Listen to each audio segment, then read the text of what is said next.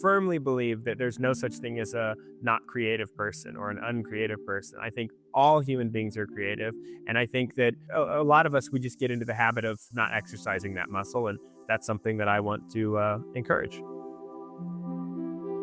What I want is not for people to try to be like me. What I want is for people to say, how can I expand my window of possibility here? What are the solutions that are on the table that I'm not looking at because I have been myopically focused only on the thing that I've always done? What other opportunities are available? What other sources of funding are out there? What other business models exist? Or what other business models could exist? What could I cook up? Where can I look outside of just this industry for inspiration?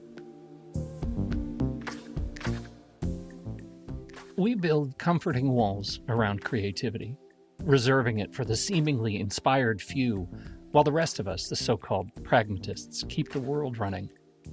But what if this separation is a manufactured illusion, a societal constraint designed to keep our imaginative fires banked? The voice you just heard was that of Scheele, once orchestrator of a 21,000 regret Viking funeral and a fake marathon with thousands of runners. Kyle embodies this challenge. His outlandish projects aren't just quirky spectacles. They're profound explorations of our anxieties, our need for connection, and our suppressed desire to break free from convention. This week on Net Assets, Kyle sits down with our own Jeff Shields to dismantle the myth of the non-creative person, revealing creativity as a muscle we all possess, often atrophied by societal pressures toward reasonableness. He questions our narrow definitions that exclude the very individuals, financial stewards, operational experts, who hold our institutions together. What might happen, he provokes us to wonder, if we unleashed their creative potential? Kyle serves as the opening keynote speaker at the 2025 NBOA annual meeting in New York City, February 23rd through 26th. We invite you to learn more at nboaannualmeeting.org. The Net Assets podcast is a partnership between NBOA and Tidal Education Consulting. This show is made possible thanks to the generous support of Community Brands.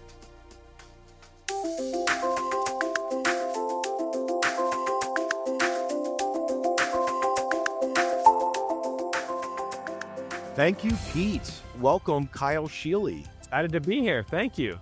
Thank you so much, and thank you for joining us in New York City in just a few short months. You're an innovation expert who's known for cooking up outlandish ideas that people love. That's quite a combination. And if you want to know why you were invited to be our opening keynote at the MBOA annual meeting, it's really because keynotes like yours, I think, are so good for our membership, because I really think it's important to encourage our folks who work in pre-K through 12 independent schools every day, responsible for the business, finance, operations, to help them think differently, to help them think about what could be, what might be out of the norm, not conventional, certainly not the status quo. So keynotes like yours, I think, help our members think differently, and then we take it from there with concurrent sessions to help them do differently. I don't know if you knew that's why we picked you, Kyle. Did you know that? I didn't. No, but I think that's true, and I think that that's always my goal, is to get people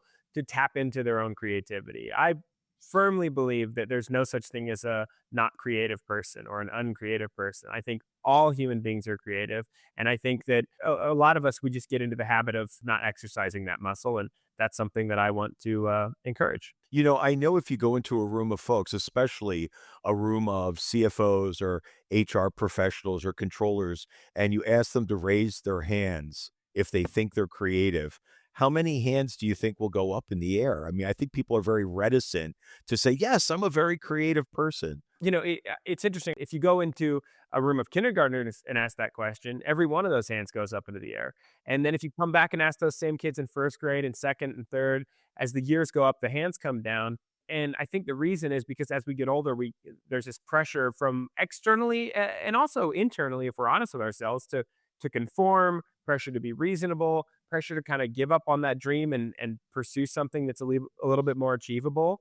And at some point, we go, oh, it's cute when a kindergartner says they want to be an artist when they grow up. But when a senior in high school says that, our first response is like, oh, have you looked at the job market for artists out there? Or how are you going to use that degree? And we start applying these sort of practical questions. And I think that those things can be good, but I think that what that does for most of us is it causes us to sort of like, well, I'll just hide that part of myself. I'll cover that up and I'll pretend that it doesn't exist. As a society, what we've done to justify that is we've kind of said only certain things count as being creative. And so we think, oh, it's creative if you paint a picture. It's creative if you build a building or make a sculpture or choreograph a dance or something like that. But oh, putting together a financial plan isn't creative, or making sure that the org chart works isn't creative. And these things that we've decided, well, that doesn't count. It is creative. It does count. Anytime you make anything new, it's creative. Opening a new Word document is a creative act, but we've decided it's not. And so I think that that's part of why you end up with the situation where someone's been in a job, for 10, 20, 30 years doing this thing. And they go, well, I'm not creative because I don't think of this job as creative. And society has just said, yeah, we don't think that either. It's not true, though. It's not true. Well, let's talk about that more because, by way of introduction, I just want to give our listeners an idea of the kinds of what outlandish ideas that you've come up with people love. This has included hosting a Viking funeral for 21,000 people and staging a fake marathon. Now, both of those have been featured in Fast Company, Wired, The Washington Post, and BuzzFeed. Your videos have been viewed over 250 million times, speaking to people across the United States. And so you've got to tell me, let's just start with the Viking funeral. I've never been to one. I don't know many people who have. What was the idea behind that? And what kind of impact were you hoping to have? Initially, I wasn't hoping to have any impact. The seed of that idea came because I was about to turn 30 years old, and I was trying to figure out, what's something I could do to celebrate my 30th birthday. It's a big one, and I was talking to my mom, and she said something about, "Hey, are you gonna have a party to celebrate your birthday?" And I was joking, and I go, "No, I'm gonna have a funeral to mourn the death of my 20s." And she was like, "Oh, that's kind of creepy, like you gonna have a coffin, put gifts in the coffin and stuff." And I said, "No, I'm gonna have a Viking funeral." And it was sort of just a joke that I had. And then I was like, you know what? That's actually a pretty good idea. And I'm a cardboard artist. That's one of the art forms that I like to work in. And so I knew where to get giant sheets of cardboard. And I thought, I think I could build a big Viking ship out of this. And so I built this ship. It was like 8 feet tall and 16 feet long. And roughly like minivan sized, I guess. And it was Wow. this big ornate dragon ship, and it had these big letters and numbers inside that said my 20s. And then I had a bunch of friends over, and we set it on fire for my birthday. And that was kind of supposed to be the end of it. When you said what did you want to do with it, I just wanted my friends to have a good time. And then some of my friends are videographers, and they made this like short, like 2 or 3 minute little mini documentary about the whole thing. And in that, they asked me a question. They said, are you sad to burn this ship? You've worked so hard on this and it's so ornate. And I said, oh, no, you got to let go of the past to make room for new things in the future. And when that video went out, it kind of like found this life of its own and got sent all over the internet and went semi-viral. And I started getting emails from people who had seen it, and they all said, man, I was kind of inspired by your weird birthday project. And I kind of, I've got some stuff I want to let go of from my past to make room for new things. And so I got one of those emails, and I thought, oh, that's kind of interesting. And then I got a second one. I was like, oh, that's cool. They said the same thing as that other person. And then those emails just kept coming. And it was maybe 6 months, 8 months, a year later, and I'm still getting emails about this birthday project. And I was like, oh, this is kind of crazy. Like this project had taken on a life of its own. And so I said, you know what? All these people keep telling me they have stuff that they want to let go of. And all of them would end their emails by saying, like, well, just wish I could let go of my stuff with a Viking funeral. So finally I was like, okay, well, let's do another one. And I invited people to write down whatever it was they wanted to let go of: a regret, a mistake, a belief that they no longer held, a relationship they wanted to let go of, just whatever that is for you. Write that down, send it to me, and then I'll have a big Viking funeral for all of these regrets, and for sort of like a funeral for the people that we used to be. I don't want to be that guy anymore. I'm going to be a new version of myself. And I kind of was hoping that I could get 5 or 10,000 people to send in their regrets. I ended up with over 21,000 submissions from people all over the world. They came in a bunch of different languages. Some of them I was like, I can't even read this, and I'd have to post it online, and somebody would translate it for me. Um, and so I built a much bigger ship. The second ship was 16 feet tall, and it was Wow. 30 feet long, and it was, I mean, massive. I had to take it apart and trailer it across to the burn site. But finally, after all that time, we collected all these regrets and put them in a giant Viking ship and set it on fire. Well, Kyle, I mean, I'm not in my 20s. I'm not in my 30s. I do have a milestone birthday, I guess, approaching in a few years. But I am skeptical of the regrets, disappointments, and negative thinking that folks in their 20s have. Gosh, what's going on out there? Sounds like you were onto something. Yeah, I think all of us have things that we, big and small. And I read every single submission that came in, and that's what my book was about. I wrote a whole book about. It's called How to Host a Viking Funeral, and I realized that everyone's got things that they want to let go of. Everyone has regrets. Everyone has things that they wish would have gone differently. Some of those are really really big and really really heavy, and some of them from the outside you would go, why is that a big deal? But to that person, it's really heavy. And so that project taught me a lot about the things that we hold on to and the things that keep us from becoming the people that we're meant to be. And you heard from people in their 30s, 40s, 50s, likely Oh, across. yeah. I mean, I heard from people that were in elementary and middle school, and then I heard from retirees and everywhere in between. I mean, all walks of life that you could imagine. There were like college dormitories that would get together and do this as a project, like as an activity together. Every kid in the dorm would do it, and then there were like Alcoholics Anonymous groups, and I mean anything. There were churches that did it. It was individuals, groups, anybody that you can think of. And so, yeah, we got a huge, like, wide spectrum of submissions. You know, you have demonstrated that you connect these dots and that these kernels of crazy ideas can grow into something bigger.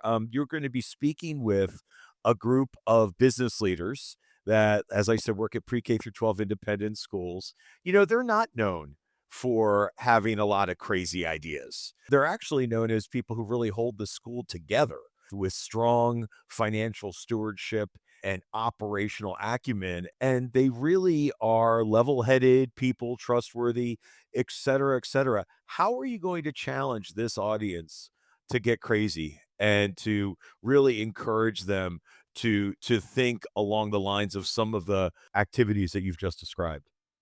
Well, first of all, I think crazy is in the eye of the beholder. And I think that, something that might seem crazy to me might not seem crazy to a person who's been in that role for a period of time. What I want is not for people to try to be like me. What I want is for people to say, how can I expand my window of possibility here? What are the solutions that are on the table that I'm not looking at because I have been myopically focused only on the thing that I've always done? What other opportunities are available? What other sources of funding are out there? What other business models exist? Or what other business models could exist? What could I cook up? Where can I look outside of just this industry for inspiration? Steve Jobs once said that creative people often feel like they often kind of feel guilty because they feel like they didn't actually do anything, that they just noticed a connection between two things. And you mentioned connecting dots. That's all that creativity is. It's just figuring out, oh, if you take this thing from this other industry and this thing, no one's ever thought to put these together before and say,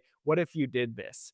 And that's what I love about the work that I get to do is I do work where I'm working with, like, your audience is business leaders at private schools, and then the next week I might be with a bunch of HVAC contractors, and the next week I might be with a bunch of consultants, or I've done so many different industries and sub industries, and every one of those people has a unique perspective on their industry and on the world at large. And I think that that's where the magic is. What I'm asking for is, hey, how can we think a little bit differently?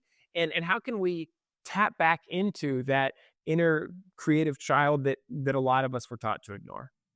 Well, it's so interesting because we all know that innovation is so necessary in all industries, right? You always have to you can't think of just what's happening today. You have to think of what's next. You have to think about the future, and certainly our members are focused on that. If we accept that as we should be looking to advance our organizations, we should be thinking differently. Why are there so many stumbling blocks in organizations for innovative or idea generation? Why do we struggle with that in organizations? And as you just said, you've seen a bunch of different industries, but that seems to be an area that we constantly run up against. What's your observation on that?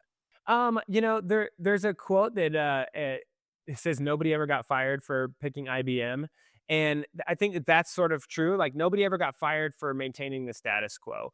The status quo exists for a reason. The interesting thing is you don't have to defend that reason because it's sort of like, well, we're already doing this, so somebody must have had a good reason for doing this. We think that there's a much better reasoning behind how we got here, and we forget that no, actually, this was just a new idea at some point. We tried it, it worked. There are pros and cons to it. But because it's what we're doing now or what we have been doing, we're comfortable with it. And we think, well, there's no reason to change anything. The reality is, every idea was new at some point. The entire way that we do fundraising, the way that we do our educational system, it all started somewhere. And it started with an idea that probably seemed pretty crazy at the time.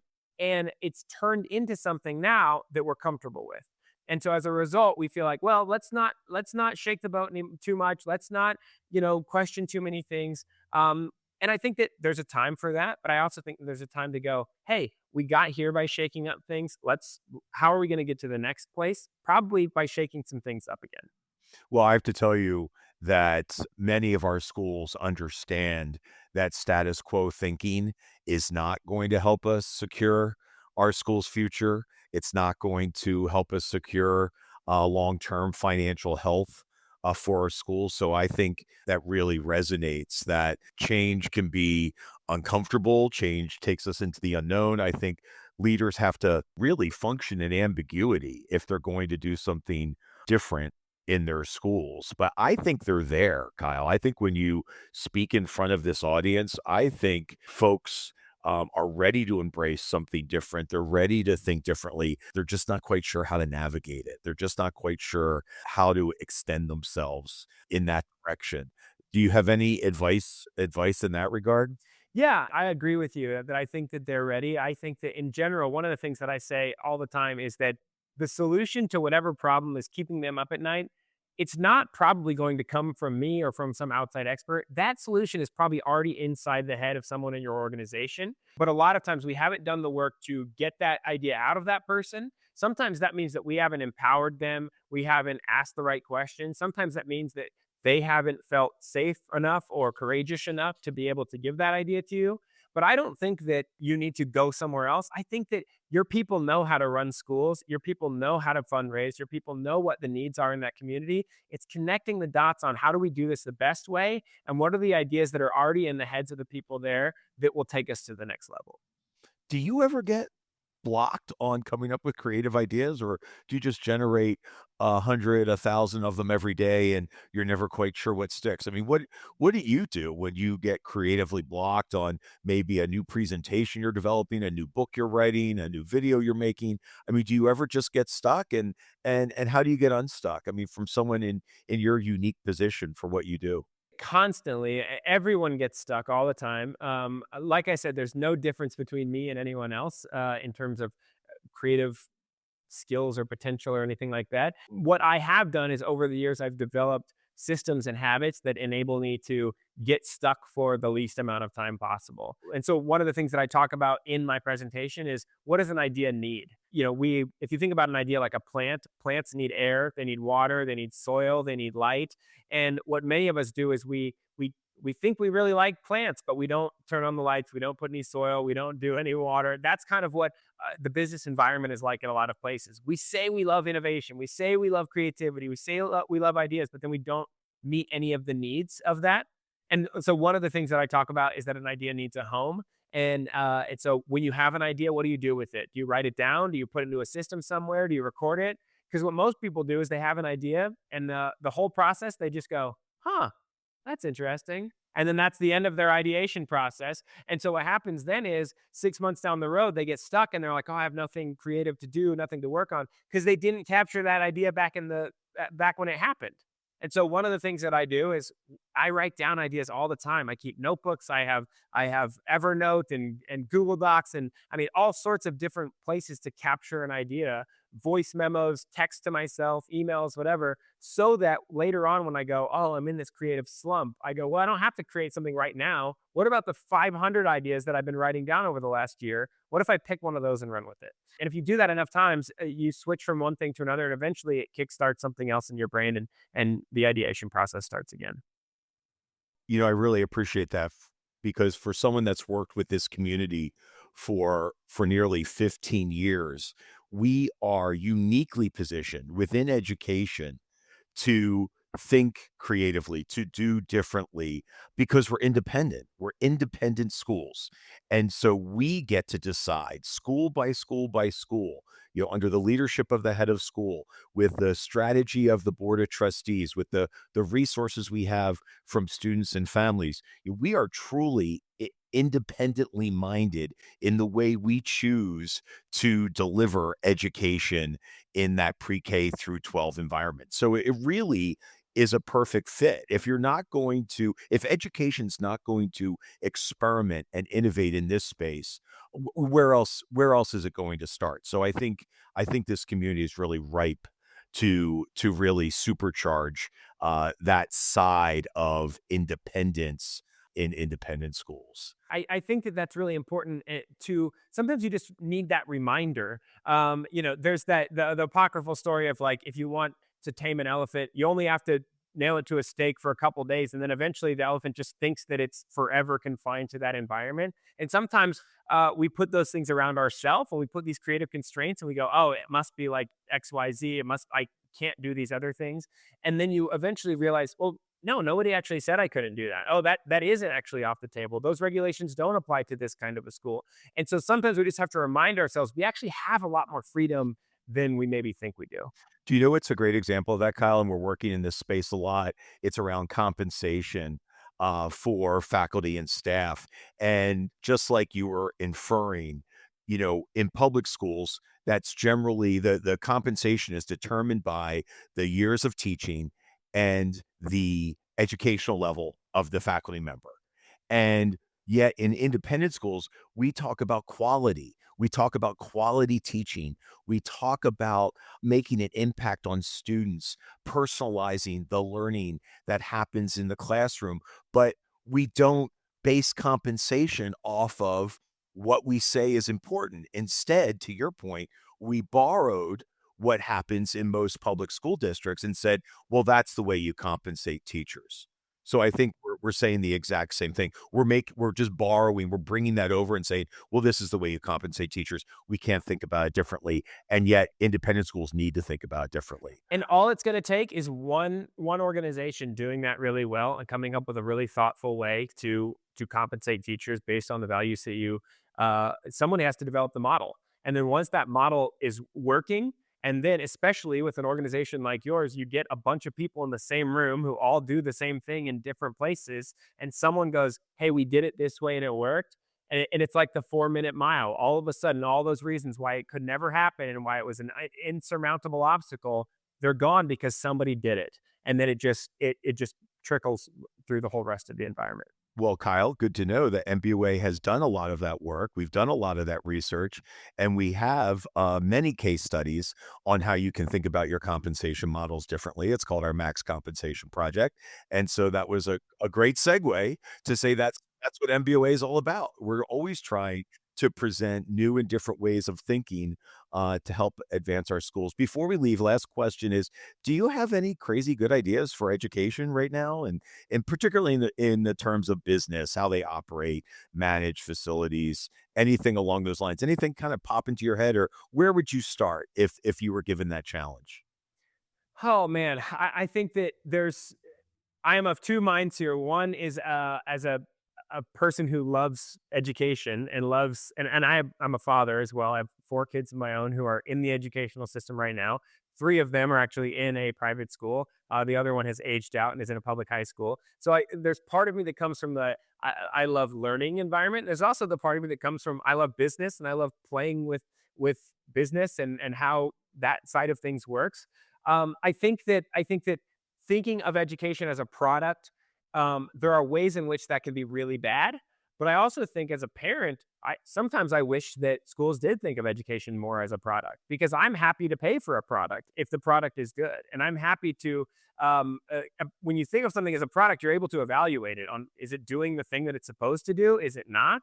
And I think that for too long, there are parts of education that we haven't been able to question it, what's the value proposition on this particular activity. Now, I don't think that we should get granular with that, because I think that's a really quick way to get arts right out of a school, is to go, well, we only teach these. And I think as an artist, I go, no, those things have value. It's harder to measure and it's longer term. But I think that, yeah, I think being an independent school, I would say you've been given these tools, play with them, figure out, like, why can't we try something else? Why can't we develop a program that partners us with local businesses? Why can't we have a certain percentage of the time that we're not on campus? Because we don't have to be. Why can't we take more field trips? Why can't we do more engagement? Why can't we do things like that? And I think figuring out which of those things resonates with your population, with your particular students, with your funding base, like, play with those pieces until you find something that works.